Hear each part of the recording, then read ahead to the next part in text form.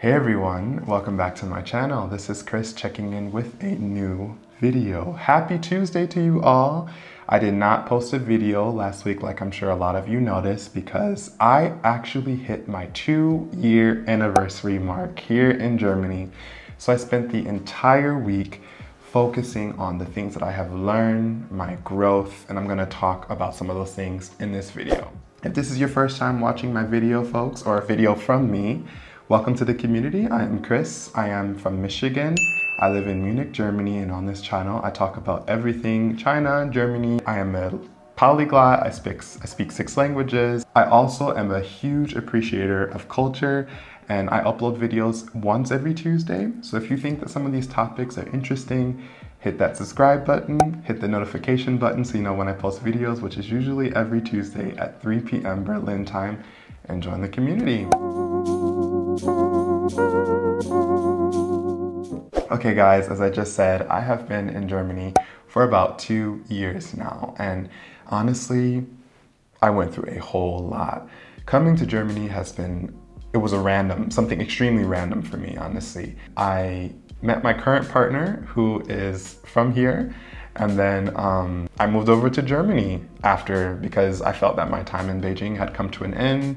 I was slowly working my way back to the United States, and I said, why not? Why not go to Germany for a few years? And then Corona happened. I was unemployed. I was still going through culture shock. I was paying for my health insurance. I switched jobs twice, and it was just really, really, really hectic for me. But you know what? Despite everything that I went through, Germany held me. Germany was the force that held me when the United States and China, because of Corona, were inaccessible. Germany was a place where I had healthcare. Germany is the place where I realized that I should value my health. Living in China and going to high school in Mexico has taught me to be this gregarious, open, like butterfly. And this butterfly had a proclivity for making friends and talking to people and having perfect human interactions. Coming to Germany, however, this methodology was impractical. Particularly speaking in Munich, Germany, if you do not speak German, it's really difficult for you to find jobs. The main barrier for me was the language. So I would go to German language school, but then I would be frustrated after I get out because it's so difficult to talk to people and practice the language that you're learning because I didn't know how to do small talk. And I just honestly, and so many people still complain about this. I know so many people say, oh my God, it's so difficult to talk to Germans. Like there's not that lot of, opportunity for small talk. And honestly, German is a language, and I've said this in a past video, that you have to love German. If you don't love her, she will not love you back. And I think this is how German relationships go in terms of making friends. You have to invest. You have to win your relationships here. And that was something that I was not used to. I was not used to having to work so hard to just become friends with people because I honestly still feel to this day that Germans are quite, particularly here in Munich, and I know other Germans who are not from Munich, they complain about this.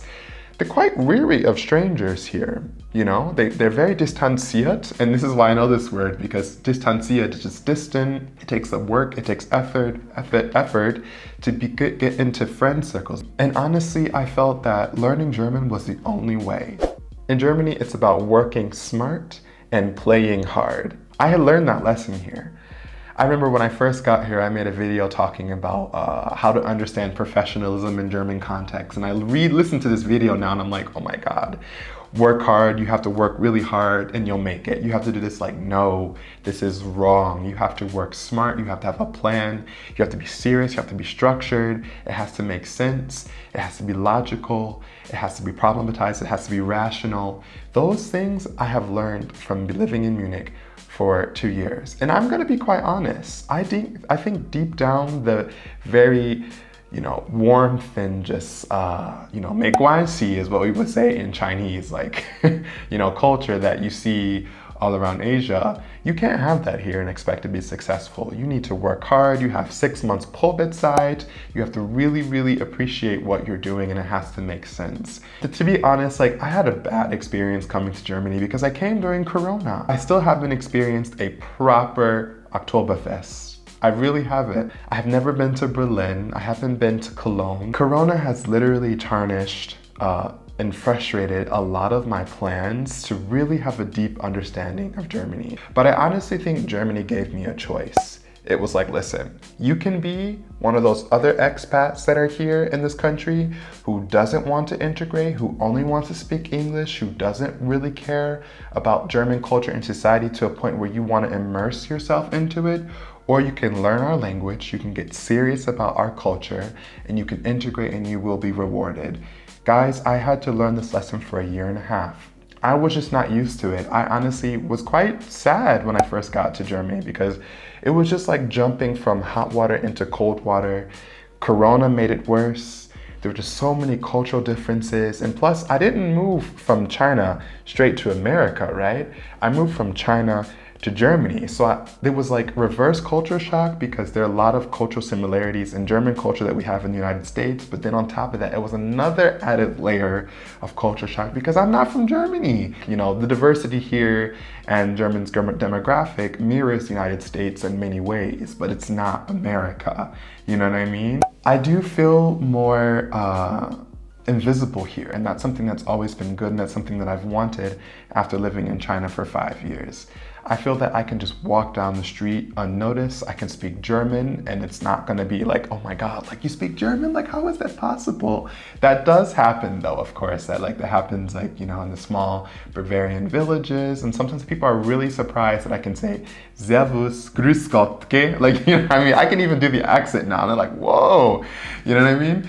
So I feel invisible. I feel like I can walk down the street and I feel like I can have a place in society that I belong here. But I feel like Germany, I didn't move to Berlin. I moved to a very conservative place, and I think relationships were conservative. I think, you know, the rules, people really do follow the rules here.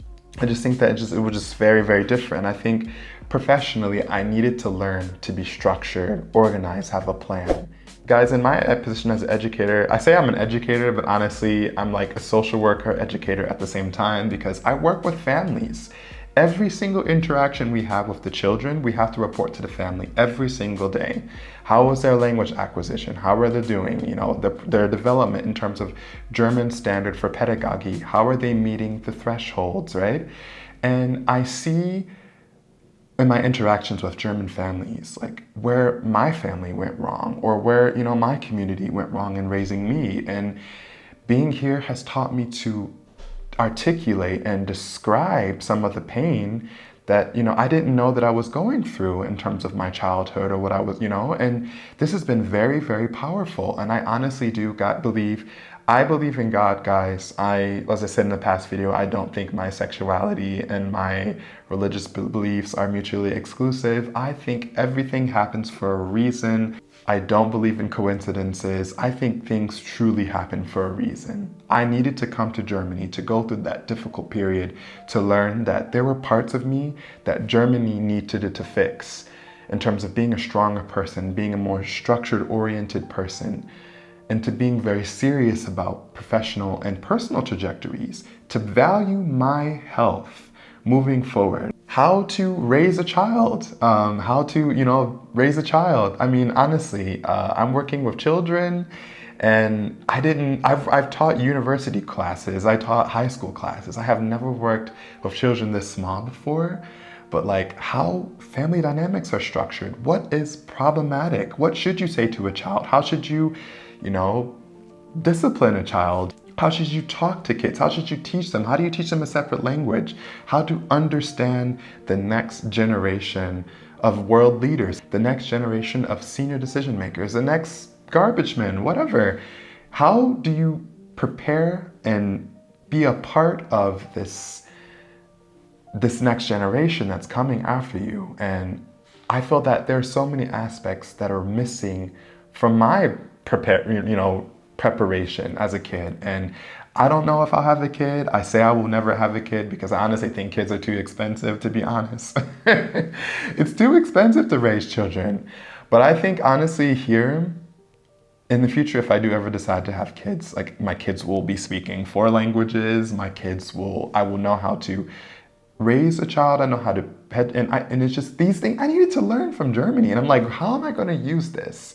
But then I look at my own self and I look at my family dynamic and I realize that there's so many things that I'm in the social work that I'm doing in school that I'm now having deep-rooted talks about generational pain in my family to better understand my own. And this is something that a lot of African Americans go through. And I think, and I've been having discussions of people who have been abroad, expatriated Black people. I just did an interview with Haley, Alexis, Germany's most celebrated expat, and it's just, I'm really understanding the deep-rooted pain in generations that happened to my grandparents who passed away.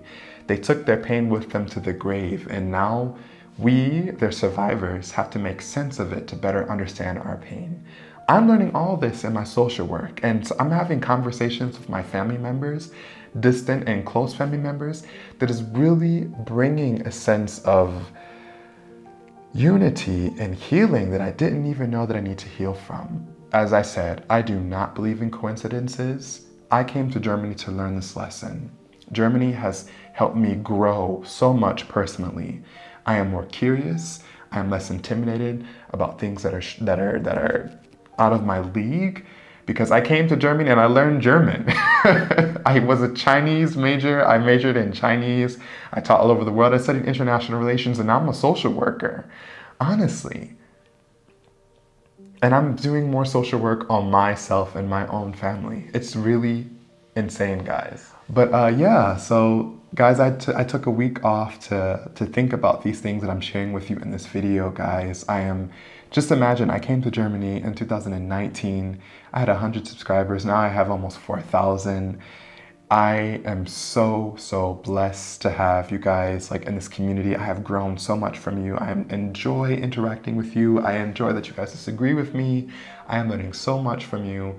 And I am really humbled and grateful that you guys are a part of this community. I'm doing research on the side as well for a few projects that I'm working on. As I did say, I am in a past video, I am a China enthusiast, I am an American enthusiast, and I'm a Germany enthusiast now. And I want to find ways to connect these three countries because honestly, there's so much to learn in terms of our relationship. And if you guys are interested, I'll be more than happy to share some of the research that I'm doing, maybe engage in content, discussions with you guys about the importance of China to Germany, because many Germans don't know about China.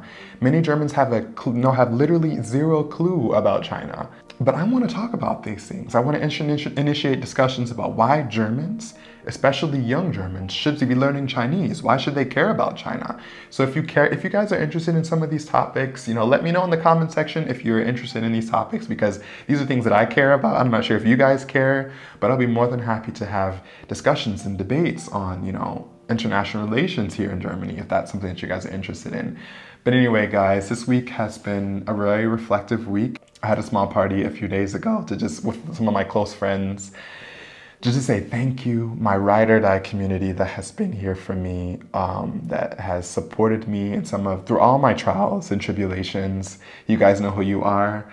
You guys, this community here that you guys that are watching this video, thank you so much for listening, for dealing with the sound of my voice,